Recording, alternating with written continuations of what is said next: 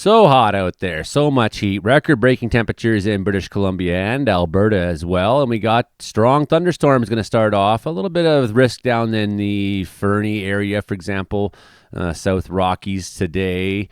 However, the big show sort of starts off across southern BC on Wednesday, and it will be lightning heavy. Doesn't have much rain with it. I think rain's coming overall in the big picture. There's going to be a good amount of rain at least still coming over the next a little while in BC, but these storms do stand the risk of starting fires because things are so dry out there. Okay, let's get on with the show. There it is. This is bad news. My God.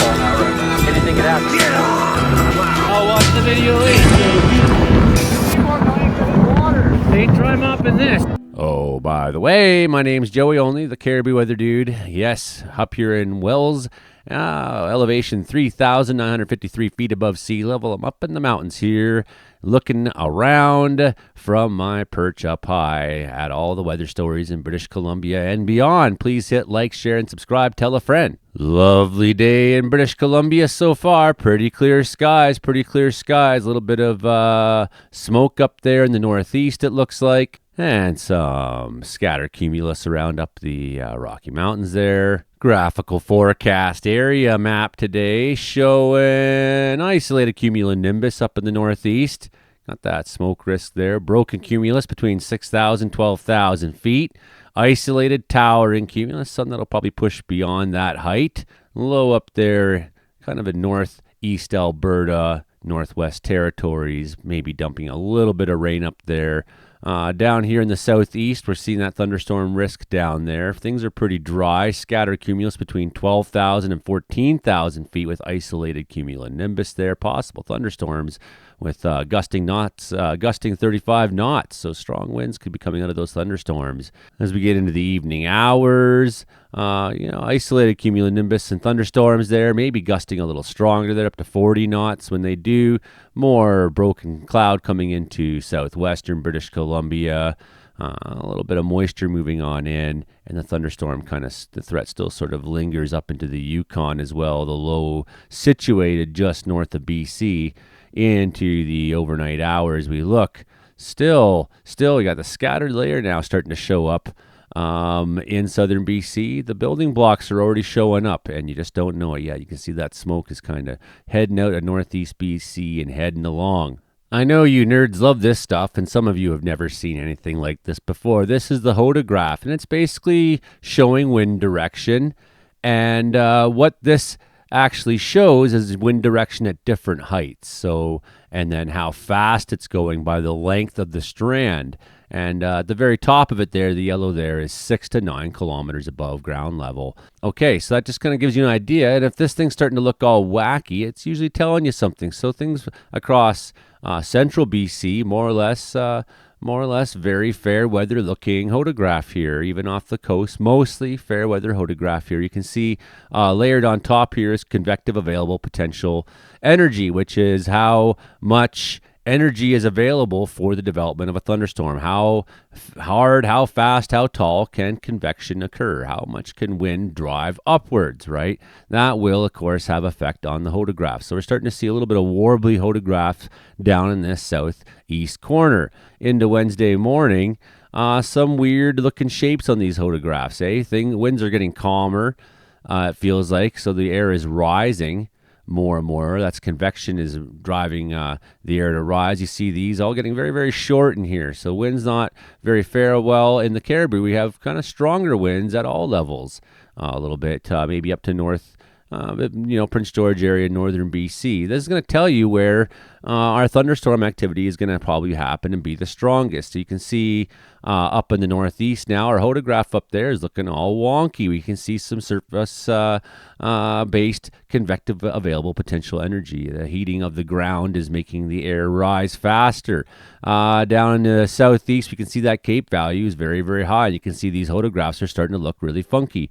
If they look totally crazy funky, there may be a tornado risk or a landspout risk, when you're looking at a hodograph. I'm not saying that's what we're going to see here.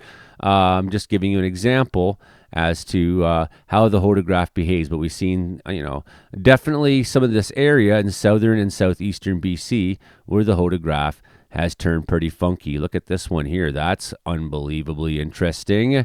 There into the north end of Columbia, the Rocky Mountain Trench. Thursday, we see that convective available potential energy up. We see some strange looking shapes in our photographs, and we can see that instability moving in. Now, will this be a sign for us? Yeah. There's a couple things that are going to happen for BC after this. But I thought I'd show you the instability in southern British Columbia before we look at the eye candy maps that everybody loves so much. How warm is it today in BC? Well.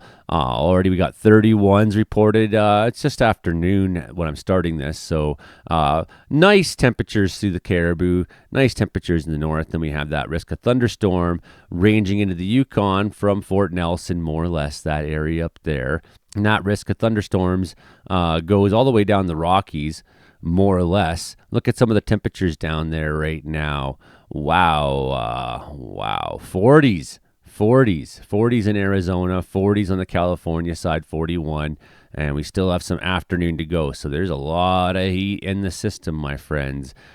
40 is hot, even for them. 40 is very, very hot. So we're looking at our thunderstorm potential in southern British Columbia tonight, creeping down there. Maybe the risk this afternoon of a couple outliers, creeping down. Cranbrook area, the Rockies there, looking for possible fire starts. Very dry up that trench there, the Rocky Mountain Trench, even though the Rockies maybe themselves a little less so for fire danger, at least. The Rocky Mountain Trench isn't in great shape. We don't want to see too much lightning into that area. So we're looking at thunder and lightning into the evening. But as you can see, this lightning isn't coming with a lot of rain. These aren't rain-producing thunderstorms necessarily, right? We'll watch how it kind of moves in, climbs up in through the afternoon, more or less takes root in the Rockies. You may see a couple storms develop in the southern interior kind of out of the blue this afternoon. You might see just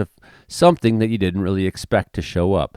So into the evening hours, that low-pressure system is now kind of rooted on the Washington-BC border almost, over Spokane.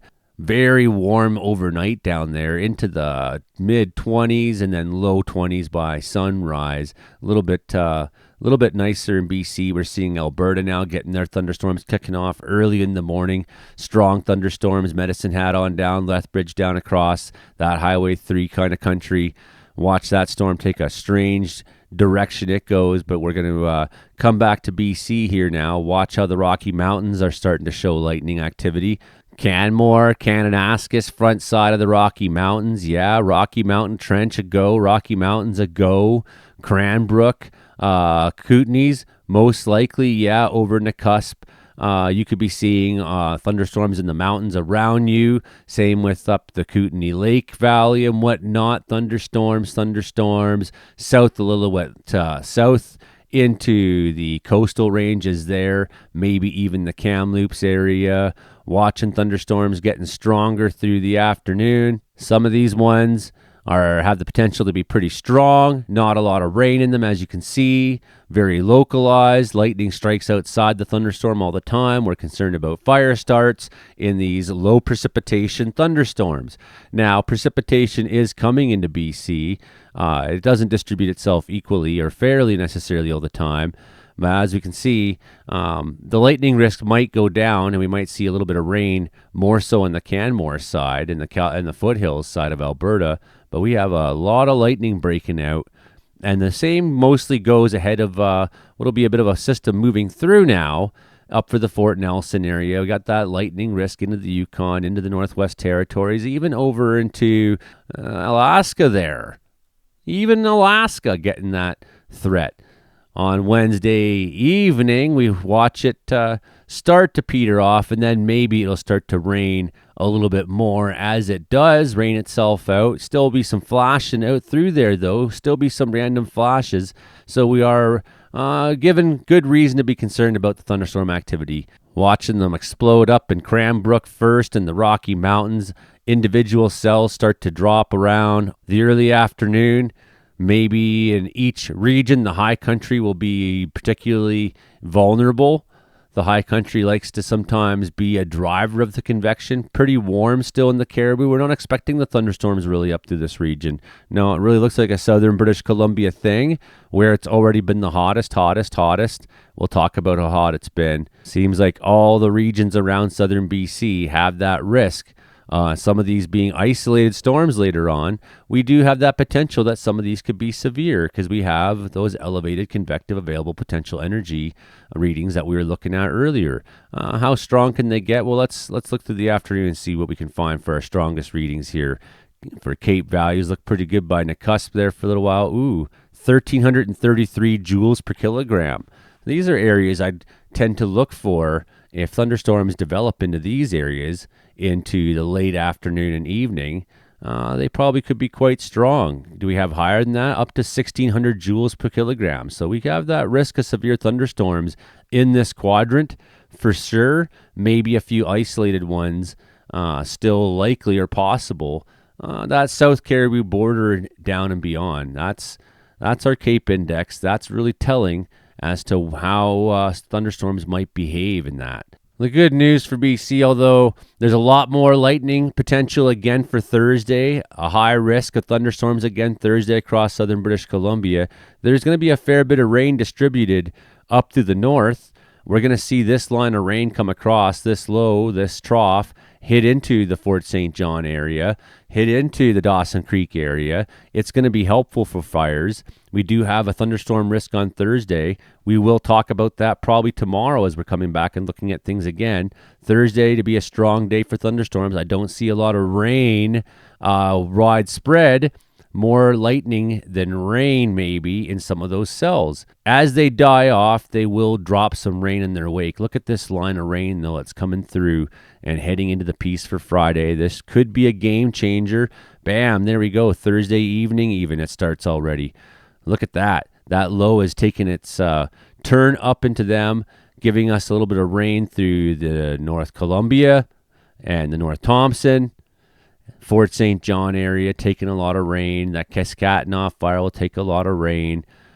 It's going to be good. It's going to be widespread there. Up to the Alberta fires, how far can it go? Let's see if the model updates have something nice for us today. I know Fort Nelson's probably not looking at any. These fires that are up in that north quadrant, I don't think that this is going to go too much further north, but we'd like to see it just sort of spread a little, can it? Those fires in Alberta could be taking a little rain, some of them at least. It looks like some of the ones in BC will be. Strong thunderstorms in that area there to the southeast of Lloydminster, coming towards Lloydminster there. Thunderstorms in the afternoons. That's an isolated one that takes off early. I'd watch that one on Friday for severe potential. So there's going to be some strong thunderstorms Friday afternoon. Coming into the Saskatchewan border by evening. Most likely, and the rain just keeps spreading across that line, just keeps spreading as it goes. So that's great news for a lot of our fires. We're seeing fires in Saskatchewan to be taking more rain again. There's a lot of good news on the rain front, all in all. And then southern BC, yeah, you'll take rain, you'll take some more at times too. So yeah, you're definitely in the danger zone, the most lightning, the driest thunderstorms, in terms of what you want to see. As things are really unstable. Things are really unstable in Western Canada, about to be at least. Look at this guy, just going to keep feeding the garbage into us for a little while here.